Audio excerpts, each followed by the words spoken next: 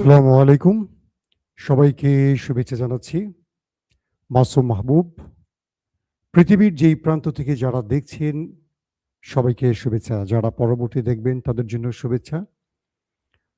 আ যারা যেখান থেকে দেখছেন, আমি চট্টগ্রাম প্রোম্যাক্স। চট্টগ্রামের প্রোম্যাক্স কোন জায়গাটা ভাই? সাঁথিয়া থেকে দেখছেন, ওমান থেকে দেখছেন, ইন্ডিয়া থেকে দেখছেন, চুয়াডাঙ্গা থেকে দেখছেন, সিঙ্গাপুর থেকে দেখছেন, নওগাঁ থেকে দেখছেন, কামরাঙ্গী চর থেকে দেখছেন। সাউন্ড ক্লিয়ার আছে না? শ্যামনগর, সাতক্ষীরা থেকে দেখছেন, কুড়িগ্রাম থেকে দেখছেন, গাজীপুর থেকে দেখছেন। ওকে, চলেন আমরা আজকে বেশ কিছু গুরুত্বপূর্ণ খবর দেই, কারণ আমি যদি কে কোত্থেকে দেখছেন বলা শুরু করি সারা রাত পার হয়ে যাবে।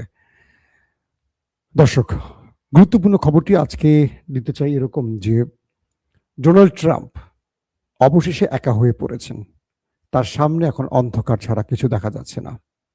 আজকে তিনি স্পষ্ট করে বলেছেন যে তার অনুমতি ছাড়া নেতা সাহেবের দেশটি ইরানের গ্যাস ফিল্ডে হামলা করেছে। আবার সেই দেশটি বলছে যে না, নেতানিয়াহুর দেশটি বলছে যে ট্রাম্পের অনুমতি নেওয়া হয়েছে। তাহলে সত্যটা বলছে কে? ২ নম্বর গুরুত্বপূর্ণ খবর, ইরানের নিউক্লিয়ার সাইডের বড় রকম হামলা হয়েছে। এখনো ইউরেনিয়াম ছড়িয়ে পড়েছে কিনা, রেডিয়েশন ছড়িয়ে পড়েছে কিনা, এটা নিয়ে আলোচনা চলছে। ইরানের পররাষ্ট্রমন্ত্রী আজকে খুব শক্ত স্টেটমেন্ট দিয়েছেন এবং রয়টার্সের বর্ণনা অনুযায়ী আমেরিকা যে ইরানের ভেতরে স্থল অভিযান শুরু করবে বা কমান্ডো নামাবে, তার ব্যাপারে ইরানের প্রতিক্রিয়া এসে গেছে ইতিমধ্যে। এবং ইরানের সাথে যে লড়াইটা চলছে, এই লড়াইটা আমেরিকা এবং ইরান দু দেশই বন্ধ করতে চাইলেও একটি দেশ কোনোভাবেই এই যুদ্ধ বন্ধ করতে চাইছে না। এটা স্বয়ং মার্কিন যুক্তরাষ্ট্রের গোয়েন্দা বাহিনীর বড় বড় কর্মকর্তারা বলতে শুরু করেছেন। দর্শক, আরো অনেকগুলো খবর থাকবে আজকের লাইভ সেশনে। শুনতে এবং দেখতে পাচ্ছেন ক্লিয়ার সবাই, না? এই তো প্রথম যে খবরটি দিয়ে শুরু করতে চাই, যখন ইরানের পররাষ্ট্রমন্ত্রী আব্বাস আরাকচি একটি স্টেটমেন্ট দিয়েছেন, তার আগে মার্কিন যুক্তরাষ্ট্রের কাউন্টার টেররিজমের রিটার, যিনি কিছুদিন আগে পদত্যাগ করেছেন, তিনি খুব শক্ত একটি বক্তব্য দিয়েছেন। তিনি কিন্তু ট্রাম্পের উপর নাখোশ থেকে বা এই যুদ্ধ বন্ধের জন্য বা এই যুদ্ধে নিজেকে জড়াবেন না বলেই এই গুরুত্বপূর্ণ পদ থেকে পদত্যাগ করেছেন। গতকালকের খবর এটি। আজকে তিনি বললেন এই যুদ্ধ আমেরিকানদের নয়, এটি ওই দেশটির। বুঝছেন তো কোন দেশটি? তিনি বলছেন আমেরিকার জন্য থ্রেট ছিল না ইরান, কিন্তু ওই দেশটি ট্রাম্পকে ফাঁদে ফেলে এই যুদ্ধে টেনে এনেছে। তিনি বলছেন ইরানের কাছে নিউক্লিয়ার তৈরির এমন কোনো তথ্য তাদের কাছে বা মার্কিন গোয়েন্দাদের কাছে ছিল না, কিন্তু ওই দেশটি বুঝিয়েছে ইরান 1 সপ্তাহের মধ্যে বা 2 সপ্তাহের মধ্যে নিউক্লিয়ার তৈরি করে ফেলবে। কয়েকটা দেখেন, ভালো করে খেয়াল করেন। পাশাপাশি সেই দেশটি বলছে ইরানের যিনি সুপ্রিম কাউন্সিলের সেক্রেটারি ছিলেন আলী লারিজানি, তার সাথে ব্যাক চ্যানেলে যুদ্ধ বন্ধের আলোচনা চলছিল। এই তথ্যটি আমেরিকার গোয়েন্দাদের মাধ্যমে সেই দেশটি জেনে যায়। ওই দেশটি, আমরা এখন ওই দেশটি বলবো, বুঝছেন? বুঝে নেবেন। অর্থাৎ মার্কিন যুক্তরাষ্ট্রের একজন গোয়েন্দা অফিসার বলছেন যে আলী লারিজানির সাথে গোপনে বা ব্যাক চ্যানেলে যুদ্ধ বন্ধের আলোচনা চলছিল। সেখানে আমেরিকা কি চায়, ইরান কি চায়, ইরানের শর্তগুলো কি, এগুলো নিয়ে কথা চলছিল। একদিকে যুদ্ধ চলছিল ব্যাক চ্যানেলে, ওমান বা অন্য কোনো রাষ্ট্রের মাধ্যমে ব্যাক চ্যানেলে কথা চলছিল। এটি ওই দেশটি বুঝে ফেলে এবং সঙ্গে সঙ্গে তাদের এজেন্টদের মাধ্যমে তার অবস্থান নির্ণয় করে এবং তাকে মেরে দেয়, হত্যা করে। কারণ ওই দেশটি চায় না যুদ্ধটা বন্ধ হোক। আমি আপনাদেরকে আজকের দ্বিতীয় লাইভেও বলেছি, যেটা ইফতারের পরে করেছিলাম। কি বলেছিলাম সেখানে? যে তারা যুদ্ধ বন্ধ করতে চায় না, কারণ তারা জানে ইরান ধ্বংস হলে মধ্যপ্রাচ্যে তারা গ্রেটার ইসরায়েল তৈরি করবে এবং তাদের দাজ্জালের আগমন ঘটবে। তারা থার্ড টেম্পল তৈরি করবে। তাদের একটা বিশাল প্ল্যান নিয়ে তারা আছে। যখন তারা প্ল্যান নিয়ে এগুচ্ছে, আরবরা অঘোরে ঘুমাচ্ছে। নাক ডাকা শব্দ পাচ্ছি আমরা অনেক দূর থেকে। আরবের রাজা বাদশারা পেট্রোডলার কামিয়ে আরাম আয়েশ করছেন। একজনের 14টা 15টা করে বউ আছে, এগুলোর বাচ্চা পয়দা করছেন, খাচ্ছেন যাচ্ছেন, আর অবসরে তারা পৃথিবীর বিভিন্ন দেশে গিয়ে বিলাসিতা জীবন কাটাচ্ছেন। কিন্তু তারা গ্রেটার ইসরায়েল তৈরির স্বপ্নে কাজ করছে। আর তাদের সামনে প্রধান বাধা ইরান। মার্কিন গোয়েন্দা অফিসার বলছেন এই যুদ্ধ ওই দেশটি বন্ধ করতে চায় না, আর তাই যারাই আলোচনা করতে চায় বা যুদ্ধবিরতিতে নেপথ্যে কাজ করে তাদেরকে তারা কৌশলে মেরে দিচ্ছে। এই বক্তব্যটি ডোনাল্ড ট্রাম্পকে তিনি দিয়েছিলেন, কিন্তু ট্রাম্প কথায় কান দেন নেই। সেদিকে হাঁটছে এখন মার্কিন যুক্তরাষ্ট্র। তারা বুঝতে পারছে পুরো রাষ্ট্রের ভেতরে, আমি কালকে আপনাদের বলেছিলাম, ট্রাম্পের জনপ্রিয়তা 80% কমে গেছে। আগামী মধ্যবর্তী নির্বাচনে তিনি গোহারা হারবেন, সেই লক্ষণ টের পাওয়া যাচ্ছে। সিএনএন বলছে পৃথিবীর সবচেয়ে অপছন্দের দেশ হিসেবে ওই দুটো দেশ তালিকাভুক্ত হয়েছে। 1 নম্বর ওই দেশটি, 2 নম্বর ট্রাম্পের দেশটি। এই যে জরিপগুলো কারা দিচ্ছে? মার্কিন গণমাধ্যম, আমি আপনি দিচ্ছি না। ওকে, এটা বাংলাদেশের 71 টিভি দিচ্ছে না। যা বলবে সব মিথ্যা বলবে। সেটা 71 টিভি যা বলবে মিথ্যা বলবে। এটা কিন্তু হাসিনার আমলের কথা বলছি, এটা এই আমলের কথা বলছি না। এই আমলে আমার টিভি দেখা হয় না। হাসিনার আমলেও আমি দেখতাম না ভাই, কিছু মনে করে না। টিভি আমার একেবারে দেখা হয় না। 2 নম্বর বিষয়টি কি, আমেরিকা যখন কথা বলতে শুরু করেছে, ধারণা করা হচ্ছে ভেতর থেকে আরো অনেকেই কথা বলা শুরু করবে। আমেরিকার ডোনাল্ড ট্রাম্প বলেছেন যে তিনি জানতেন না নেতা সাহেবের দেশটি ইরানের গ্যাস ফিল্ডে হামলা করবে। যদি জানতেন তিনি অনুমতি দিতেন না। এই কথাটি কাকে বলেছেন? তিনি গালফ কান্ট্রিকে বলেছেন। কারণ আরবের দেশগুলো ট্রাম্পের উপর ব্যাপক চাপ তৈরি করেছে যে তুমি যুদ্ধের নাম করে আমাদের দেশের 12টা বাজাচ্ছ, তুমি ইরানে মারছো আর ইরান আমাদের মারছে। ফাইজলামি পাইছো? আমার তেল গ্যাস কারা নিচ্ছে? তুমি তো নিচ্ছ। পেট্রোডলার কামাই তুমি তো করছো, তাই না? তুমি তো বাণিজ্যিকভাবে লাভবান হচ্ছে সবচেয়ে বেশি। আমার দেশে ঘাঁটি গেড়ে আমার দেশের তেল বের করে এটা সেটা সবই তো তুমি আছো। তো তুমি আমার দেশের 12টা কেন বাঁচাচ্ছ? আর তুমি ওই দেশটাকে বাঁচাচ্ছ আর আমাকে মারছো, এটা তো হতে পারে না। ট্রাম্প গালফ কান্ট্রিকে বলল আমি জানতাম না। ওই দেশটি হঠাৎ করে আক্রমণ করে বসেছে। তবে তিনি বলছেন, ট্রাম্প বলছেন, এরপর যদি ইরান আর কোনো আরব দেশে বা গালফ কান্ট্রির জ্বালানি বা তেল ক্ষেত্রে হামলা করে, তাহলে আমেরিকা শক্ত প্রতিরোধ গড়বে বা শক্ত জবাব দেবে। কিন্তু আমেরিকা বলছে না যে আগে ইরানের গ্যাস ফিল্ডে কারা হামলা করেছে, ওই দেশটি। কিন্তু সেই দেশের ব্যাপারে আমেরিকা কিছু বলছে না। অর্থাৎ ইরানকে আক্রমণ করা বৈধ, কিন্তু ইরান জবাব দেওয়া অবৈধ। এটা হলো ডোনাল্ড ট্রাম্পের বক্তব্য। যখন ট্রাম্প অস্বীকার করছেন যে তিনি জানতেন না ওই দেশটি ইরানে আক্রমণ করেছে বা করবে, তখন ইসরায়েল বলছে আমরা ট্রাম্পের অনুমতি নিয়ে এই হামলা করেছি। এবার বুঝতে পারছেন খেলা কোন দিকে চলে গেছে। ট্রাম্পের কাপড়টা খুলে ছেড়ে দিয়েছে ওই দেশটি। ওই দেশটি তোয়াক্কা করে না। মার্কিন একজন গুরুত্বপূর্ণ পলিটিশিয়ান বলছেন যে আগে ছিল আমেরিকা ফার্স্ট, এখন দেখছি ওই দেশটি ফার্স্ট। আমেরিকা বড় রকম ফাঁদে পড়ে গেছে ওই দেশটির। যুদ্ধ বন্ধ করে এখন বেরিয়ে আসতে হবে আমেরিকাকে। তো আমেরিকা বলছে যখন যে আমরা ইরানকে শক্ত জবাব দিব যদি আরেকটি হামলা হয় গালফ কান্ট্রিতে, তখন ইরান বলছে যদি আমার দেশে আর একটি হামলা হয় তাহলে আমি গালফ কান্ট্রি কিচ্ছু আর রাখবো না, সব ধুয়ে মুছে ক্লিয়ার করে ফেলবো। আব্বাস আরাকচি বলছেন। ও এদিকে ডোনাল্ড ট্রাম্প পেন্টাগনের জন্য, মানে তার যুদ্ধের এই পরিস্থিতির জন্য আরো $2 বিলিয়ন মার্কিন ডলার চেয়েছে। বুঝতে পারছেন, বিশাল অ্যামাউন্ট চেয়েছে যুদ্ধের জন্য। আব্বাস আরাকচি এই বিষয়ে একটি স্টেটমেন্ট দিয়েছে। তিনি বলছেন যে আমেরিকা মাত্র 2 সপ্তাহের যুদ্ধে যদি টাকা চাইতে হয় রাষ্ট্রের তহবিল থেকে, এই যুদ্ধ তো আরো লম্বা সময় চালাবে ইরান। আমেরিকা প্রস্তুত থাকো, তোমাকে ট্রিলিয়ন ডলার খরচ করতে হবে। তিনি বলছেন আমেরিকার জনগণ তোমরা তোমাদের ট্যাক্সের টাকাগুলো রেডি করো, আমেরিকাকে আরো ট্রিলিয়ন ডলার তোমাদের দিতে হবে, কারণ আসছে দিনগুলো আরো ভয়ঙ্কর আসবে। ট্রাম্পকে ইরানের পররাষ্ট্রমন্ত্রী আব্বাস আরাকচি কি জবাব দিল দেখছেন? দাবার চালের কোন দিক থেকে চাল কোন দিকে যায় আর কোন জায়গার বক্তব্য কোন জায়গায় গিয়ে ভেড়ে। ইরানের এই স্টেটমেন্ট আমেরিকাকে আবারও ধাক্কা দিয়েছে। বলছেন আব্বাস আরাকচি আমরা প্রস্তুত তোমার জন্য, মাত্র 2 দিনে তুমি রাষ্ট্রের কোষাগার থেকে টাকা চাও। এখানে আমেরিকার ক্ষতি হচ্ছে, ইরানের ক্ষতি হচ্ছে, কিন্তু লাভ নেই, কিন্তু লাভ হচ্ছে ওই দেশটির। কে বলছেন? আব্বাস আরাকচি মার্কিন জনগণকে উদ্দেশ্য করে। দর্শক, ইসলামিক দেশগুলো বা আরব দেশগুলো তারা জরুরি মিটিং করেছে।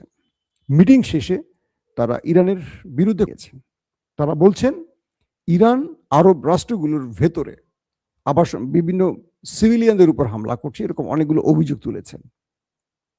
প্রশ্ন উঠছে সুন্দর একটি, তারা কিন্তু ইরানের উপর ক্ষোভ জানিয়েছেন ইরান হামলা করছে, তারা কিন্তু ইরানে যে হামলা হয়েছে তার জন্য ক্ষোভ জানাননি, 200 বাচ্চা যে নিহত হয়েছে তার জন্য ক্ষোভ জানাননি, সিভিলিয়ানদের যে হত্যা করছে এবং যুদ্ধ যারা চাপিয়ে দিয়েছেন তাদের বিরুদ্ধে একটি কথা আরবরা বলেনি। এই আরবদের দিয়ে কি হবে বলেন? যারা যুদ্ধটা চাপিয়ে দিল তাদের নিয়ে কোনো বক্তব্য নেই, কিন্তু যে মার খেয়ে প্রতিবাদ করছে বা আত্মরক্ষায় আঘাত করছে তার বিরুদ্ধে ক্ষোভ জানাচ্ছে। তবে এদের মধ্যে একটি দেশ ভিন্ন পাওয়া গেছে, তার নাম ওমান। ওমান আরবদের এই সুরে কথা বলেনি। ওমান বলছে আমেরিকা তার পররাষ্ট্রনীতি হারিয়ে ফেলেছে, আমেরিকা চলছে এখন অন্য একটি দেশের পররাষ্ট্রনীতির উপর। তার মানে বুঝতে পারছেন তো, খোলামেলা কথা, যে আমেরিকা যে পররাষ্ট্রনীতির ভিত্তির উপর দাঁড়িয়ে আছে এটা আমেরিকার নীতি নয়, এটা ওই দেশের। ওই দেশ এখন এই বৃহৎ আমেরিকাকে চালায়, একটা ছোট্ট দেশ বিশাল আমেরিকাকে এখন নিয়ন্ত্রণ করে। মার্কিনীদের আর ইজ্জত আছে বলেন? কাপড় টাপড় খুলে মোটামুটি ছেড়ে দিয়েছে। এখন কি হবে? ইরানের একটা গুরুত্বপূর্ণ নিউক্লিয়ার প্ল্যান্ট, তার পাশে বড় রকম আঘাত করেছে ওই দেশটি। ওই দেশটির নামও বলা বিপজ্জনক। রাশিয়া থেকে শুরু করে পৃথিবীর অন্যান্য দেশ বলেছিল পূর্বেই, খবরদার কোনো নিউক্লিয়ার সাইডের আশেপাশে বা প্ল্যান্টের আশেপাশে কোনো অ্যাটাক হবে না, কারণ এখান থেকে ছড়িয়ে পড়তে পারে ইউরেনিয়াম, এখান থেকে তেজস্ক্রিয়া ছড়িয়ে পড়তে পারে, এটা পৃথিবীর জন্য হুমকি হয়ে যাবে। কিন্তু অবশেষে ইরানের একটি পাওয়ার প্ল্যান্ট, যেখানে নিউক্লিয়ার প্ল্যান্ট মানে যেটা বিদ্যুৎ ব্যবহারের বা বিদ্যুৎ উৎপাদনে ব্যবহারের কাজ চলছিল, সেখানে হামলা করে বসেছে ওই দেশটি। ইরান বলছে এবার তোমাদের ডিমন আমাদের টার্গেটে হবে, অর্থাৎ সেই পাওয়ার প্ল্যান্টে আঘাতটি হয়নি, পাওয়ার প্ল্যান্ট থেকে 320 মিটার দূরে বা এরকম কাছাকাছি একটি জায়গায় হামলা করেছে। তবে এখন পর্যন্ত কোনো খবরে দেখিনি সেখান থেকে কোনো তেজস্ক্রিয়া ছড়িয়ে পড়েছে।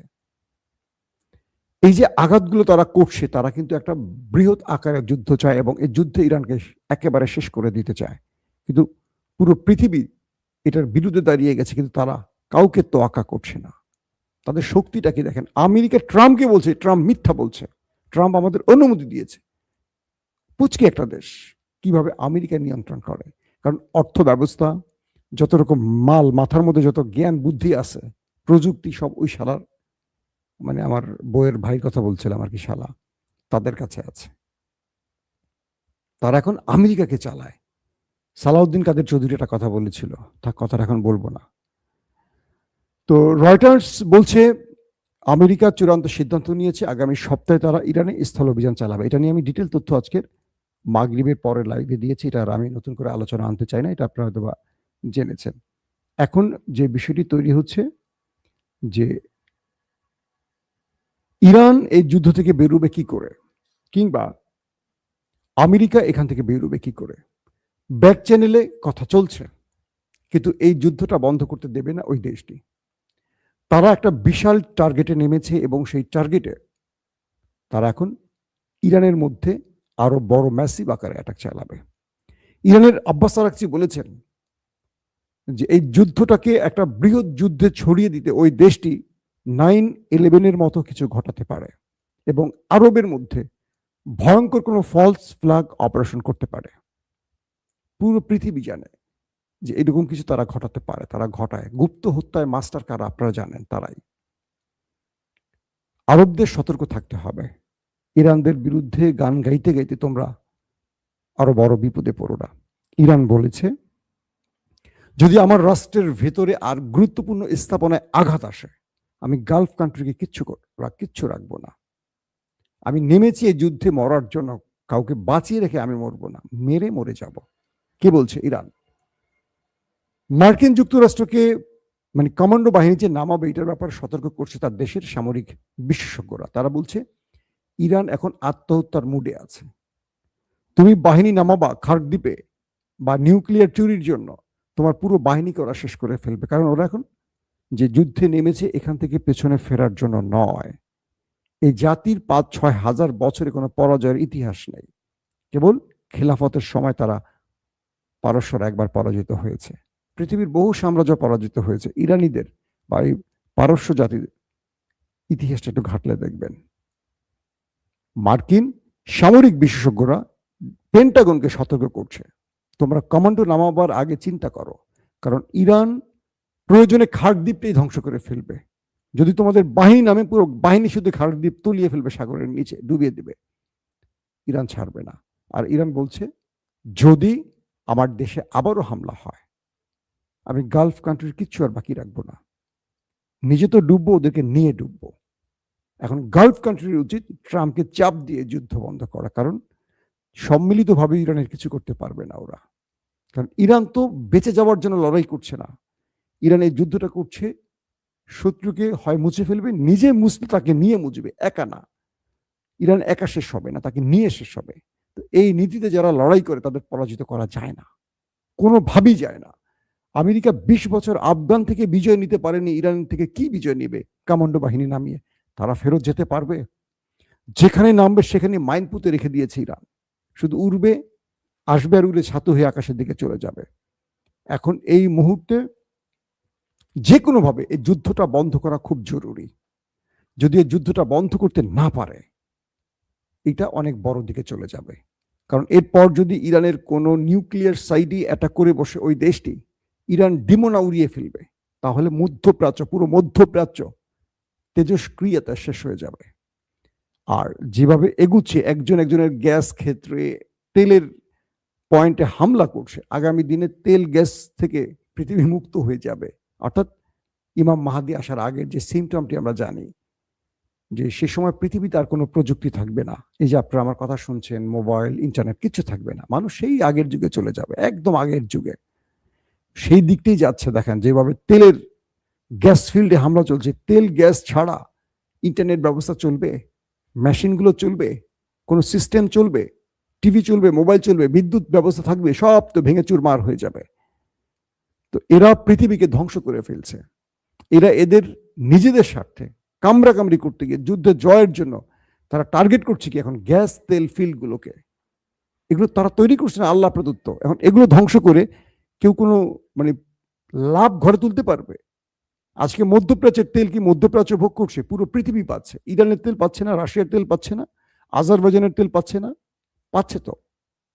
তাহলে আমেরিকার তেল ক্ষেত্র আছে, আছে কিনা? বাংলাদেশের আছে। এই তেল আমরা ওই দেশ থেকে এনে আমরা আমাদের মেশিনগুলো চালাই, আমাদের শ্রমিক চলে, আমাদের কল কারখানা, শিল্পনগরী চলে। তো যেদিকে যুদ্ধ যাচ্ছে এটা খুব বিপজ্জনক দিকে মোড় নিচ্ছে। ট্রাম্পকে এখনই বুঝতে হবে তিনি ট্র্যাপে পড়ে গেছেন। তিনি চারদিক থেকে কোণঠাসা হয়ে গেছেন, আমেরিকার ভেতর থেকে তিনি সাপোর্ট পাচ্ছেন না, পাশাপাশি তিনি এখন মিথ্যাচার করে বাঁচতে পারছেন না। তার বিরুদ্ধে তার কাপড় খুলে দিচ্ছে তার বন্ধু নেতানিয়াহু। তার মানে আসছে দিনগুলো খুব বিপজ্জনক দিকে মোড় নিচ্ছে। ট্রাম্প যদি ভুলেও স্থল অভিযান শুরু করে, আমার বিশ্বাস এই কমান্ডোরা আর ফেরত যেতে পারবে না। তখন ট্রাম্প বাধ্য হয়ে নিউক্লিয়ার অ্যাটাক চালাতে পারে ইরানে। আর ইরানও হয়তো বা নিউক্লিয়ার এতদিন রেডি করে ফেলেছে, তাদের উপর আক্রমণের সুযোগ বা কোনো পসিবিলিটি তৈরি হলে আক্রমণ হতে পারে ইরানে। দেখা যাবে তার 2-1 ঘন্টার মধ্যে বা একদিন 2 দিন আগেই তারা নিউক্লিয়ার টেস্ট করে বসতে পারে ইরান। ইরানের ভেতরে ভেতরে শোনা যাচ্ছে তারা এখন নিউক্লিয়ার তৈরিতে দ্রুত কাজ করছে। আমরা জানি না কোনটা সত্য কোনটা মিথ্যা, কি হবে কি হতে পারে। আবারও বলছি, আমরা এই যুদ্ধ চাই না, আমরা শান্তির পক্ষে। যুদ্ধ বন্ধ হোক, মানবতা রক্ষা পাক। আল্লাহ হাফেজ।